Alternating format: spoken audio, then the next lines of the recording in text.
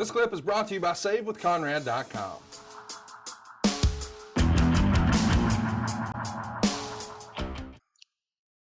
Interesting question here from Tim, and this has been discussed in various forms over the years. Do you think Hulk Hogan and Ric Flair would be over if they debuted on today's wrestling scene?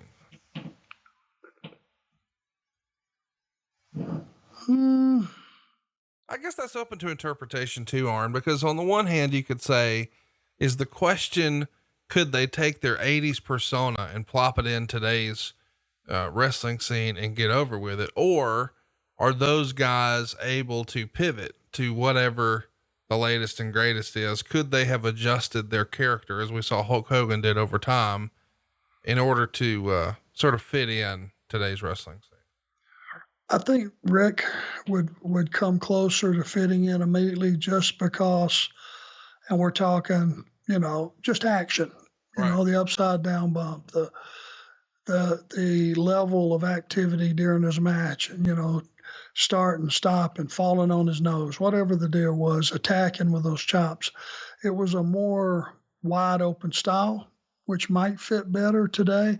I think if Hogan, he worked very strong, in the hulking up and limited offensive moves and all that, I think they would probably maybe see through that a little bit and want more. Does that make sense? Yes. Maybe more offense from Hulk. Mm-hmm. That would just be a guess. No, I think that's fair. Michael Eldridge wants to know, does Arn think Daniel Bryan, had he not suffered the serious injuries after WrestleMania 30, could have possibly been the next mega superstar for WWE, like Hogan, Rock, Austin, or Cena? That's an interesting question, because it does feel like they've been looking for the next Cena for a while. They had hoped maybe it would be Roman Reigns.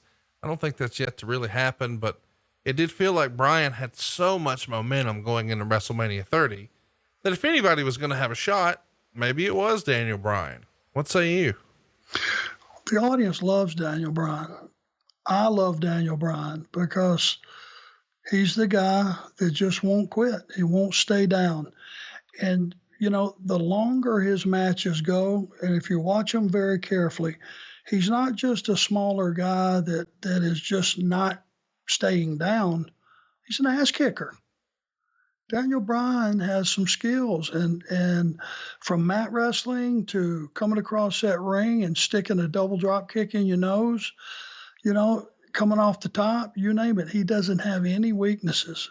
And he's a guy that if he would have never got injured, he was, we're always going to get hurt. That's a different thing than being injured. But if he was able to keep the momentum of that first yes chance, sky's the limit for him. Who knows how hot he could have got. It's something that people will ask for a long, long time, I'm sure. Hey, it's Conrad Thompson. Thanks for checking out the podcast here on YouTube. Be sure to hit the subscribe button and the notifications bell so you get a notice anytime we upload some new content. And go save yourself some money right now. If you're in a 30-year loan or you have credit card debt, it's not a matter of if I can save you money. It's a matter of how much. Find out right now for free at SaveWithConrad.com.